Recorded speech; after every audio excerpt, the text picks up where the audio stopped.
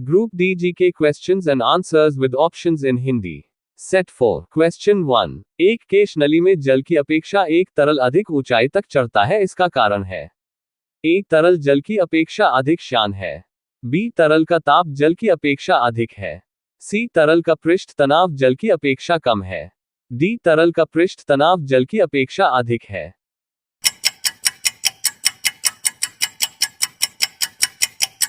Answer D, तरल का पृष्ठ तनाव जल की अपेक्षा अधिक है। क्वेश्चन 2. डायनामो इसे परिवर्तित करता है? ए. यांत्रिक ऊर्जा को चुंबकीय ऊर्जा में। बी. यांत्रिक ऊर्जा को विद्युत ऊर्जा में। सी. विद्युत ऊर्जा को यांत्रिक ऊर्जा में। डी. इनमें से कोई नहीं।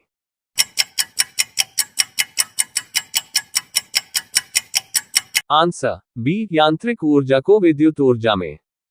क्वेश्चन 3. तापगतिकी का प्रथम नियम सामान्यतया किससे संबंधित है? ए. चार्ल्स नियम। बी. न्यूटन के शीतलन नियम। सी. ऊष्मा विनिमय के नियम। डी. ऊर्जा के संरक्षण के नियम।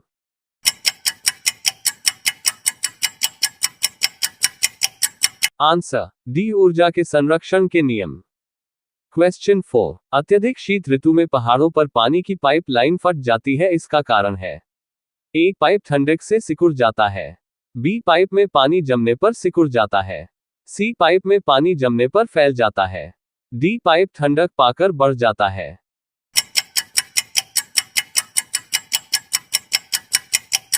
Answer C. पाइप में पानी जमने पर फैल जाता है। क्वेश्चन 5. पहाड़ों पर पानी निम्नलिखित तापमान पर उबलने लगता है? ए. 100 डिग्री सेल्सियस से कम। बी. 100 डिग्री सेल्सियस से अधिक। सी. 100 डिग्री सेल्सियस। डी. इनमें से कोई नहीं।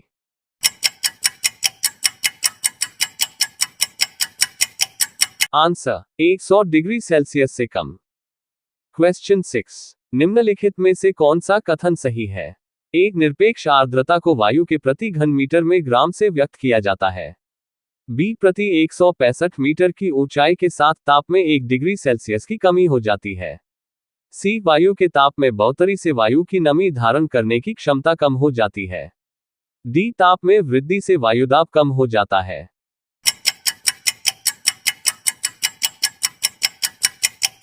Answer B. प्रति 165 मीटर की ऊंचाई के साथ ताप में 1 डिग्री सेल्सियस की कमी हो जाती है।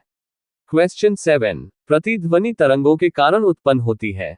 ए. अपवर्तन। बी. अवशोषण। सी. परावर्तन। डी. विवर्तन।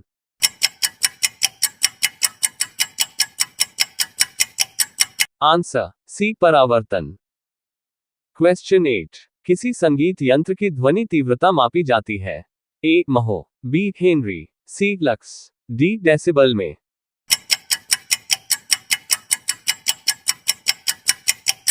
Answer D. डेसिबल में। क्वेश्चन 9. किसके कारण आकाश नीला दिखाई पड़ता है? ए. अपवर्तन। बी. परावर्तन। सी. प्रकीर्णन। डी. विक्षेपण।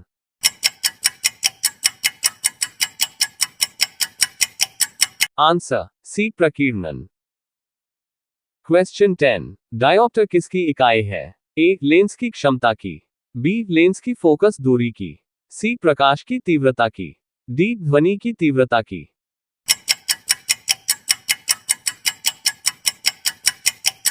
Answer A. लेंस की क्षमता की। क्वेश्चन 11. एक आदमी 10 मीटर से अधिक दूरी की वस्तु स्पष्ट नहीं देख पाता है, वह किस दृष्टिदोष से पीड़ित है? A. Hypermetropia. B. Hydrophobia. C. Myopia. D. Cataract.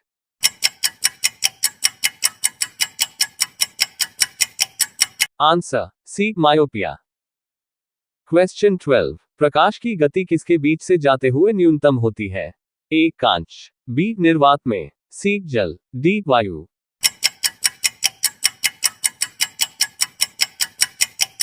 Answer A. कांच। क्वेश्चन 13. इलेक्ट्रॉनिक करंट का यूनिट निम्नलिखित में से कौन सा है? A. Kelvin. B. Mole. C. Candela. D. Ampere.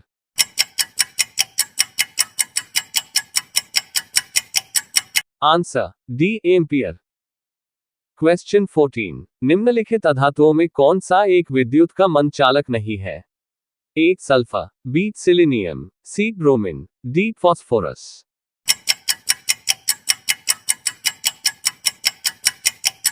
Answer B selenium. Question 15, जब साबुन का बुलबुला आवेशित किया जाता है तब ए ये सिकुड़ता है, बी ये फैलता है, सी इसके आकार में किसी प्रकार का परिवर्तन नहीं होता है, डी उपरोक्त में से कोई नहीं।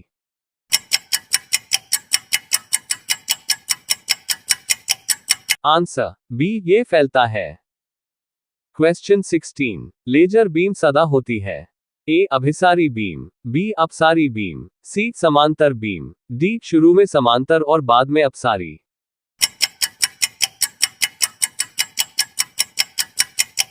आंसर बी अपसारी बीम।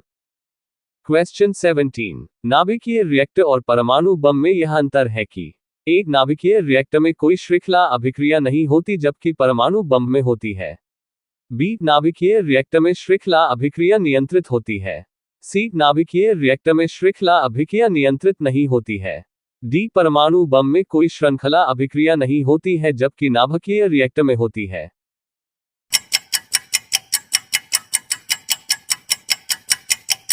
आंसर बी नाभिकीय रिएक्टर में श्रृंखला अभिक्रिया नियंत्रित होती है। क्वेश्चन 18, एक्स किरणों का उपयोग क्रिस्टल संरचना के अध्ययन के लिए किया जाता है क्योंकि ए एक्स किरणों को क्रिस्टल पुनर्तः अवशोषित करता है, बी एक्स किरणों की तरंगदैर्घ्य तथा क्रिस्टल के अंतर परमाणु की दूरी की परिमाण की कोटि समान होती है, सी एक्स किरणों की तरंगदैर्घ्य बहुत छोटी होती है अपेक्षाकृत क्रिस्टल के अंतर परमाणु की दूरी के, डी एक्स किरणों के लिए क्रिस्टल पूर्णतया पारदर्शी होता है।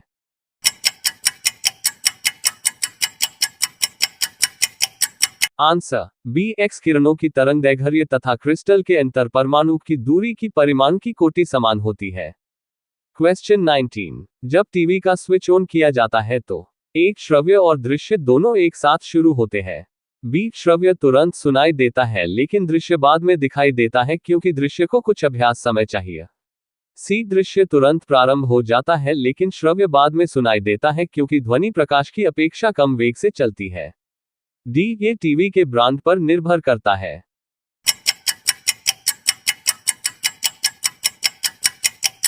आंसर सी दृश्य तुरंत प्रारंभ हो जाता है लेकिन श्रव्य बाद में सुनाई देता है क्योंकि ध्वनि प्रकाश की अपेक्षा कम वेग से चलती है। क्वेश्चन 20, प्रक्षेपास्त्र का विकास किसने किया, A Wernher von Braun, B J Robert Oppenheimer, C Edward Teller, D Samuel Cohen.